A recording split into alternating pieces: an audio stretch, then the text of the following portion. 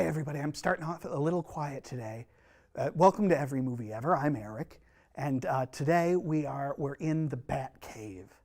I'm very concerned about alerting the Batman that we're in here, but it seemed appropriate because recently I got on a kick of watching a bunch of movies about the Batman, and so I thought, let's do a whole show themed around the Batman. And we're going to start, you know what, I'm just going to talk normal. I'm going to talk normal. We're going to risk it. We're going to risk it, and we're going to start out by talking about, we're going to talk about Batman. So this is the, I want to say 1989 movie from Tim Burton. This was the movie that really re-kick-started superheroes on the screen and made a lot of, Michael Keaton is Batman, Jack Nicholson is the Joker, and this is the movie that made everybody stand up and go, hey, whoa, hey, maybe these comic book movies, maybe they're not silly. Maybe these movies are super serious. Now, I hadn't seen this one in a while. It was a huge movie when it came out, obviously. I hadn't rewatched it in a while. I watched it the other day, and what struck me about it is how it's not very serious. Like, everybody is acting like everything is super serious. But it's a movie that, to me, really shares its DNA with the old Adam West TV show. There's a lot of kookiness in here, and it's the same kind of a thing where Batman takes sort of a back seat to the colorful villain being played by a bigger name actor, right? That was the thing in the old 60s Batman show. We'll get in a big guest star, and in this case, the guest star is Jack Nicholson. It's a fun movie that I don't think has aged great. It does feel pretty dated, but everybody in it is game, which makes for a fairly fun movie. Michael Keaton is a better Batman than he might have been, but he does, I think, bring, intentionally or not, that sort of Adam West quality of a so serious that it's kind of funny to it. I don't know. Like I say, this movie has a reputation about being a serious superhero movie, and watching it, I was really struck by how goofy it is. 3.5 stars. Of course, Burton came back and followed up Batman with Batman Returns. This is the movie where now Batman has to fight Michelle Pfeiffer's Catwoman and Danny DeVito's Penguin. Again, this feels very much like a 1990s take on the 60s Batman show, as opposed to, some sort of serious adaptation of the comic books. Now, in the years, over the last several years, I feel like Batman Returns has gotten this reputation as being a sort of a forgotten classic or a better movie than the '89 Batman. That this was, a movie that is a real triumph of style and, a more Tim Burton-y sort of a movie. And certainly like the Michelle Pfeiffer Catwoman outfit has become something that people, hold up as a really well-designed thing. This movie is terrible. This movie is absolutely terrible. It is much worse than Batman. It is a movie that has, I don't know, there's a part of me that want to say that Burton shows absolutely no restraint in this movie, which in a way is sort of great, because this movie is next level bonkers. But anybody who's saying that this is a great movie is out of their minds. It's a distasteful movie, and not in any kind of an intentional or a subversive way. This is a movie where the Penguin is just unpleasant to watch at all times. It is a movie that is completely inconsistent. You at no point in this movie have any sense of what the Penguin's motives are. The whole thing revolves around that an evil businessman, as opposed to Bruce Wayne's regular businessman or good guy businessman. But the evil businessman, Max Schreck, is played by Christopher Walken, finds out about an evil crime lord in the sewer that's the Penguin, and decides to have the Penguin run for mayor. But then the movie can never figure out if the Penguin is an evil crime lord who's manipulating everybody, or if he's a stupid mutant Birdman. It really never decides, and the movie is bizarre, in no small part because of that. Catwoman is an absolutely insane character who is I think is some variation on the Burton trope of a gorgeous blonde woman who needs to somehow be mutilated or destroyed in a very Todd Browning fashion to be made not societally acceptable, but made into the sort of thing that weirdo Tim Burton wants her to be as a sort of, as an object, let's say. I don't get this movie at all. Batman himself is not in it a lot, and when he is, he's real dumb for some reason. This movie should only be watched so that you can say, hey, wait a second, this movie is terrible. 2 stars. So I'm going to go ahead, and I know that this show's on the internet. The comments are right down here, and I want to encourage everybody to leave me a lot of very hateful comments for what I am about to say. But not only is Batman Returns a bad movie, Batman Forever is a better one. Yeah, the Joel Schumacher Batman Forever is a better movie than Batman Returns. This is the one where we've lost Michael Keaton, we've lost Tim Burton, we've brought in Val Kilmer to play Batman. Spoiler alert, Val Kilmer, not a good Batman, very bland. They probably could have put a mannequin in the bat suit and they would have had about the same sort of thing. But the rest of the movie, it's not great either. Jim Carrey is obnoxious as the Riddler. Tommy Lee Jones is chewing up scenery in, I think, a pretty fun way as Two-Face. Chris O'Donnell is there as Robin in a very, let's put Robin in this kind of a way. But it's a movie that I think more readily embraces its inspirations from the 60s Batman show than the Tim Burton Batman movies do. And because of that, it's more fun, it's more joyful. The weird gothic aesthetic gets really tarted up with a lot of neon, which is kind of a lot of fun. It's a weird movie. It's not necessarily a good movie, but I thought it was a lot more enjoyable than Batman Returns. 2.5 stars. We're going to skip right over Batman and Robin. I'm not saying it's a terrible, I don't know, to be honest with you. I'm not sure how it compares to your Batman Forevers or your Batman Returns. When it came time to turn on Batman and Robin, I just didn't want to. There was no part of my soul that wanted to watch Batman and Robin again to try and reevaluate it. So I didn't. And instead, we're going to talk about Batman Begins. This was Christopher Nolan's take on the Batman, the first of his trilogy, and this is a movie that does go back to the comics and try to make a serious movie adapting, at least to some degree, Frank Miller's landmark Year One storyline. Shout out to the fellow nerds out there. This is a movie that I think is largely very successful, and where it's got a lot of really great moments, a lot of great action sequences. Batman's escape from the asylum with all of the bats and everything is, I think, a really terrific piece of cinema.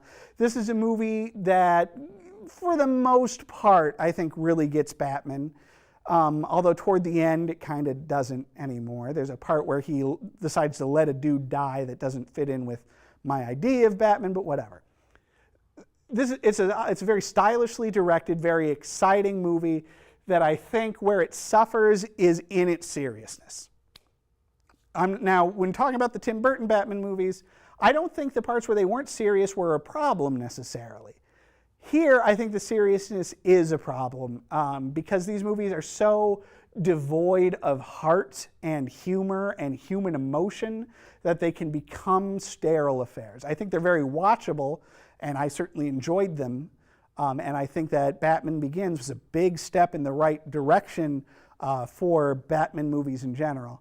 So 3.5 stars. So we're going to skip right over The Dark Knight, the next part of this trilogy. We already reviewed that one. You can go back and find that in our IMDb special. Go back, watch that. We're going to jump right ahead to The Dark Knight Rises, the last of the film in the Dark Knight trilogy, and unquestionably the worst. This is a movie where Christopher Nolan, the director, has sort of completely lost his mind. It's a movie that I don't know if it ever works. Here's the thing, though. I love it. I love it. I don't know why. I don't know what it is about this. It's my favorite of the three. I will watch this movie over and over again. I love Anne Hathaway's Catwoman. I think that it's a beautifully realized and acted interpretation of the character. And I love Bane. Tom Hardy's immensely flawed interpretation of this character who is super difficult to understand at all times because Bane is portrayed as a muscle-bound Orson Welles with a gas mask on. So that he always sounds like this. In fact, I think I'm going to do the rest of the review as Bane and point out that it's a movie that never really comes together and doesn't work very well. It is a movie that the plot never makes a lot of sense, and in which Batman is not in it very much. It is a movie that it's just nuts. It's nuts in every way, and you can't believe that a major studio put this out. And what's the deal with Joseph Gordon-Levitt in it? I don't know. But I can't help but love this movie for some weird reason, and I am going to give it 4 stars. Now, the latest installment in all of the Batman movies is got to be the Lego Batman movie that came out last year. Will Arnett is back as Lego Batman, and this time he teams up with a whole bunch of comedy stars playing Lego versions of Robin and the Joker and Batgirl in a fun action spectacle that really does actually have some nice things to say about family and Batman's problems with trying to do everything on his own. It's a cute movie, a fun movie. It doesn't reach the heights of the Lego movie, but it's a good time at the movies. It is a better time at a Batman movie. Well, listen, again, I liked The Dark Knight Rises a lot, but I'm not sure that I like it in the way it's meant to be liked. So from a strict standpoint of the way everybody wants these movies to work, this is the best time that you're going to have in a Batman movie since 1966. 3.5 stars. Hey, speaking of 1966, let's talk about I don't know about original, but the 66 Batman the movie, Adam West, Burt Ward, Cesar Romero, Julie Newmar, Frank Gorshin, Burgess Meredith. It is the movie version of the old Batman TV show. It's a bunch of kooky fun as all of the villains team up. There's a ton of classic moments in it, from the Bat Shark repellent spray to the trying to get rid of a bomb. It's a very silly movie that is it's a little long. I mean, we're trying to do a half-hour TV show as an hour-and-a-half movie, and so there are parts of it that don't quite work. But it's a lot of fun. It's 3 stars. Suicide. Now, last week, we talked about Wonder Woman, the new Gal Gadot movie, and how great that is. If you need an example of how badly these new Warner Brothers superhero Justice League movies can lose their way, you should see Suicide Squad. A repugnant music video gone wrong that is 2 hours of grating characters and nonsensical plot. It is a movie that assaults your eyes and ears in every frame, that is only redeemable in how bizarre and insane it is, and as a sort of example of how far a studio can lose their way. And it has a cameo appearance by Batman. 2 stars. Speaking of the Suicide Squad, there's all of these DC original animated movies. So these animated movies they put right to DVD. One of them is called Batman: Assault on Arkham. The only problem with it is that it's not a Batman movie. Batman is in it, but it's largely about the Suicide Squad. This is a better Suicide Squad movie than Suicide Squad by a lot. That's it's not great, but it's also, these animated movies aren't usually very good. I liked this one. I liked it. It gets the idea of the Suicide Squad as criminals who are just doing a job for the government, a shady job for the government to try and get their sentences reduced. It understands that these are not good people, but deals with it in a fun way. It's also pretty short, which is nice. And it has an unusual sort of anime-influenced animation style that was fun to watch. 3 stars. Justice League Doom is another one of these DC animated original movies. This one features a storyline wherein the Justice League gets taken down one by one when a villain gets their hands on secret contingency plans that Batman has created to take out all the various different members of the Justice League. Here's the thing. This movie is okay, but as I was watching it, I realized I was watching it for the second time, but I had not remembered anything from it the first time. And now that I'm here to talk to you about it, I can't remember anything about it again. This is a very forgettable movie, and as such, I can only give it 2 stars.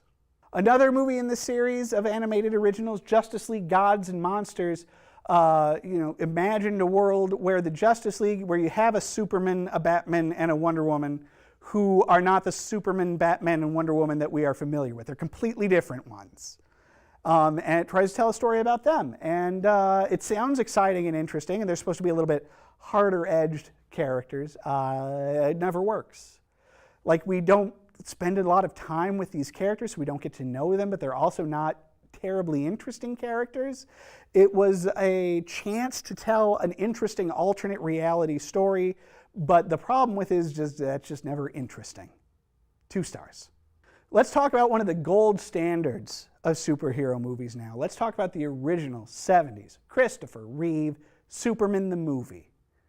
This is it. This is the movie. This is the one. Superman flies, and there's Lois Lane there, and we go to Krypton with Marlon Brando, and we see the Fortress of Solitude. And we have Gene Hackman as a really weird Lex Luthor who's involved in a real estate scheme. That kind of doesn't make any sense. But what's great about this is how much it gets Superman, and how it really understands the idea of Superman as somebody who saves people. And the movie is at its best when it's showing what a great guy Superman is and how he's raised and what he's like, and also those terrific sequences of Superman helping people. Like when the engine blows up on Air Force One and he helps it, or when he catches the helicopter that Lois Lane is in, or even when he stops the guy who's a thief who's climbing up some windows. It's a terrific, fun movie that understands the spirit of these things better than probably any DC Universe movie since. 4 stars. Now the problem with Superman 2 is that Superman 2 just doesn't get Superman the way that Superman does. It's good. It's good. It's a good time. And it's fun to watch Superman fight the Kryptonian criminals led by General Zod, who have escaped from the Phantom Zone. They have all of Superman's powers, and Superman has to fight and stop them. So it's, for the first time on any kind of screen, it's seeing Superman fight people with his same powers. So that's kind of fun and exciting. But it doesn't have the heart that the first one did, and it doesn't quite, or the charm. That said, it's an enjoyable movie. It's a 3-star movie. Superman 3 is not an enjoyable movie. It is somehow a Richard Pryor movie, because Richard Pryor is all over this thing, that guest stars Superman and has a weird plot about an evil computer. This movie does not work. It is not enjoyable. 2 stars. We're going to skip right over Superman 4, The Quest for Peace, for similar reasons to why we skipped over Batman and Robin. And we're going to jump to Superman Returns. This was the attempt from Bryan Singer in the early 2000s to restart the Superman franchise with Brandon Routh. Brandon Routh is a very capable Superman, and I wish we had gotten to see him play Superman again. And it's a movie that when it has Superman doing Superman things, it's pretty good. But the plot and the oddly slavish devotion to the old Superman movies, to try to make it seem like it's a part of the universe with the older Christopher Reeves movies, these things don't work at all. It's a movie that really seems like it has an identity crisis to it. And while it has moments of real heart, it's also a movie that has a lot of moments of sort of confused, plot-driven boredom. I can only give it 2.5 stars. So sticking with the Superman theme, by the way, you might have noticed we left Batman a while ago and started talking about Superman. I ran out of Batman movies. And so now we're kind of, these are things that are sort of like Batman movies, I guess. Superman, they're friends. Let's talk about, so after watching all of these, I found on cable a documentary called The Death of Superman Lives, What Happened. So it's a documentary about when Tim Burton in the 90s was going to make a Superman movie starring Nicolas Cage. And the movie offers you a chance to see all of this test footage and concept art from this bonkers movie that Tim Burton was going to make, and which at one point had a script from Kevin Smith. And here's the thing. Did we dodge a bullet? Sort of.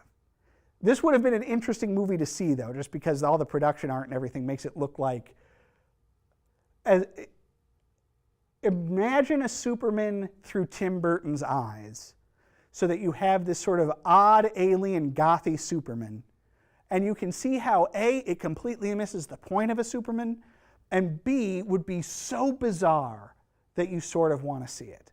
Now, I wish I could tell you this documentary did that for you, that it gave you real insight into what this hot mess of a movie would have been like. And that, that it would be something akin to the recent documentary Jodorowsky's Dune in portraying what Jodorowsky's attempt to do a Dune movie would have been like. But this movie, I'm sorry to say, just fails all over the place. It is oftentimes not interesting. At times it feels like it is trying to do a feature-length documentary about a subject that is maybe only worthy of 30 or 40 minutes. And oddly, the whole thing is very rough around the edge, and rough not even just at the edges. The production quality of this is not great. Like there are things that they do in this movie, or ways that they go about doing them, that really makes you shake your head and wish that they had put a little bit more effort into how they filmed these interviews or the sound on them. It makes the movie very difficult to watch, and it makes me want to give it only a star and a half. Now we're going completely off the reservation here. I've run out of Batman movies. I've run out of Superman movies. And we talked about Wonder Woman last week. So what are we going to do? We're going to talk about some movies that are sort of vaguely in the Batman ballpark. So we're going to talk about Kingsman, the Secret Service, because it's about a Secret Service dude, and what is Batman but not sort of like a Secret Service dude? Kind of go with me. Kingsman is great. This was such a fun movie, such an original as you can be knocking off James Bond, but a very original way to do these sort of movies. Directed by Matthew Vaughn. It's a really stylish, creative movie and so fun that it really makes you miss the glory days of James Bond, while also doing a movie that is in and of itself a wonderful movie in a wonderful universe. I can't recommend this movie enough. It's very fun to watch. The action sequences are top-notch. It has a lightheartedness that really helps it and really sells it. But still capable of some really top-notch violence. Loved it, loved it, loved it. 4.5 stars. Sticking with the vein of dudes running around with guns being somehow like Batman who never uses guns, let's talk about Shoot 'Em Up. Shoot 'Em Up, oh man, this is a fun movie. This is the one where Clive Owen basically plays a human live-action version of Bugs Bunny, who is locked into a gun-toting death match with Paul Giamatti's Wile E. Coyote. It is maybe not as great as I thought it was the first time I saw it, but it's a ton of fun, very violent, very light on plot. I'm sort of between 3 and 3.5 on this one. Let's see here. 3.5. Let's call it 3.5. Let's talk about Excalibur. Now, I can already hear you writing in the comments. You're saying, this guy does not know what he's talking about. He tries to say that Excalibur is a Batman movie, but it is not a Batman movie. Folks, here's what's weird. Excalibur, the John Boorman, over-the-top, theatrical 80s take on the King Arthur legend that co-stars a young Helen Mirren, is integral to the current DC movie universe. Why? Because clearly Excalibur is the foundation piece, the main cinematic influence that Zack Snyder has taken up in making these new movies. Why do I say this? Because A, Excalibur is the movie that is playing in the flashback in Batman vs. Superman, where we see how Batman is his origin, where we see his parents murdered. They're leaving a screening of Excalibur because they took their young son to see one of the most violent, R-rated, nudity-filled movies of the 80s. Why would you do this? So that's the movie that's playing at the theater. A little later, Bruce Wayne is stumbling around a half-ruined Gotham City when a riderless horse runs by in a clear homage to the carnage of the final battle of Excalibur. And at the end, to defeat the Doomsday Monster, there's a scene with a spear in Superman where Superman is spearing the Doomsday Monster. That is a direct homage to the finale of King Arthur fighting Mordred at the end of Excalibur. So now, listen, I like Excalibur. I like it a fair amount. It is so over the top. There is not an actor in this movie who is not chewing the scenery. It is beautiful to look at. I feel like the cocaine must have been running like water on the set because everybody is just bonkers out of their mind and shouting every line. It's super, I kind of love it though. It is a real 80s touchstone movie. Nicol Williamson's Merlin is one of maybe the great cinematic characters. He does this great, bizarre, weird take on Merlin. But it's not the movie that should be influencing how you make a new generation of superhero movies. Still, Excalibur on its own, 3.5 stars. Let's talk about Steve Jobs, the Aaron Sorkin scripted biopic starring one of my favorite actors, Michael Fassbender, who I would love to see play Batman and would make a really crazy Batman. So we're talking about Steve Jobs. How is this a Batman movie? Steve Jobs is a millionaire. Bruce Wayne is a millionaire. Yeah. I did not think I would like this movie very much. I liked it quite a bit. It is super talky. I mean, this is a movie that is all about people standing so Aaron Sorkin is a screenwriter and the producer of the TV series The West Wing is known for his walk and talks, where characters walk from one set to the other and talk to each other. This may as well be Walk and Talk the movie, because this movie is all dudes and ladies, but all dudes talking to each other. And yet, super compelling and interesting. I don't know what to tell you. 4 stars. So recently, I'm really going off the reservation now, but this is sort of a gadgety superhero-esque movie. I've been meaning to watch it for years, and that's The RZA's The Man with the Iron Fists. It's a movie that looked like it wouldn't be any good. It is about an African-American man in China or Japan. I'm sorry, I'm not sure which. I feel really bad about that. But it's about a dude who ends up having to make himself cool robot arms to fight an evil army, and there's all sorts of crazy kung fu dudes around. Dave Bautista's in it as a guy who can turn his skin into bronze. Russell Crowe is in it as a guy with a gun that's also a knife. There's all sorts of weird kung fu stuff in this movie. It's a ton of fun. It's a very fun sort of, B action exploitation movie. I liked it. 3.5 stars. I did not like, however, Black Eagle. This is a James Bond sort of knockoff movie starring Sho Kosugi. I don't have a lot to say about it because it's crazy, crazy boring. It has Jean-Claude Van Damme in it, but somehow they managed to not use him very well. We talked about this movie in depth on Bad Movie Brothers, my other show where my brother and I talk about bad movies, so go watch that episode for more on this. But for right now, I'm just going to say 1.5 stars. Meanwhile, over on Netflix, I caught Mindhorn. This is a movie about a guy, an actor, who in the 70s had some success playing kind of a $6 million man knockoff character called Mindhorn. So he was a 70s detective with a robot eye that could somehow tell if you were telling the truth or not. Now it's years later. His career hasn't gone very well. But there's a series of murders being committed on an island, the island where they had shot Mindhorn, and now he has to go back and sort of pretend to be Mindhorn again to try to solve the murder. It stars Julian Barrett of The Mighty Boosh, who, if you're like me, you're a big The Mighty Boosh fan. This is an okay movie. This is an okay British comedy movie. It is not great, but it is worth a watch, particularly if you're a Julian Barrett fan. Steve Coogan's also in it for a little bit, and I always love me some Steve Coogan. I'm going to give this 2 stars. If Batman was a super violent killer, he would probably be John Wick. Now, if you saw John Wick, you know that that was an amazing movie, and you probably had high hopes for John Wick Chapter 2. These are the movies about Keanu Reeves out on a revenge-fueled killing spree that could not be more over-the-top and stylistically violent. They are a ton of fun. I did not think Chapter 2 was as good as John Wick. It was missing, I think, the purity of John Wick that had the very simple premise of that John Wick wants to get the guys who killed his dog. John Wick 2 is a little bit more complicated and gets a little further into the weird mythology that they've created for some reason for the John Wick universe, although that weird mythology is definitely part of the charm. There's a lot of good moments in this, though, a lot of really terrific violence. This is some real, we gave Kingsman the violent seal of approval. I'm going to give it to John Wick Chapter 2 as well, and I'm going to give it 3.5 stars. So finally tonight, folks, finishing off with another one of our, at best, tangential stretching-its to try and fit a movie into a Batman-themed episode.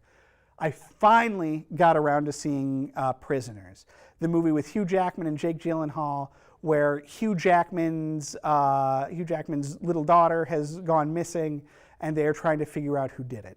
This is a movie I've been meaning to see for years, always seemed like kind of a bummer, and yeah, it's a bummer, but it is a great movie. It is a great movie that really, with a lot of, where the investigation is really interesting, the mystery is really interesting, there are a lot of really rewarding twists and turns, but also a lot of really interesting morality at play, particularly when Hugh Jackman decides to take things into his own hands about trying to solve this murder himself, and not in a kooky Hollywood movie kind of way, but in a very brutal and realistic, fueled by despair and nothing to lose kind of a way.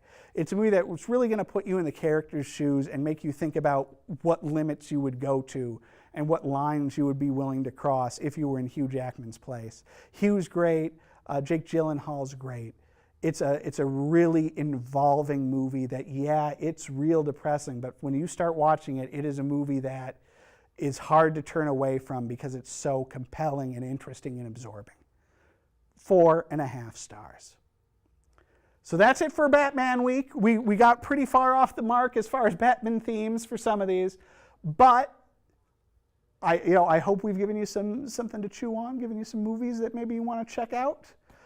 Maybe you'll figure out which is your favorite Batman movie and put it in the comments down there below. These are the comments right here about Batman. But please leave a comment, and we will see you next time as we keep trying to watch every movie ever.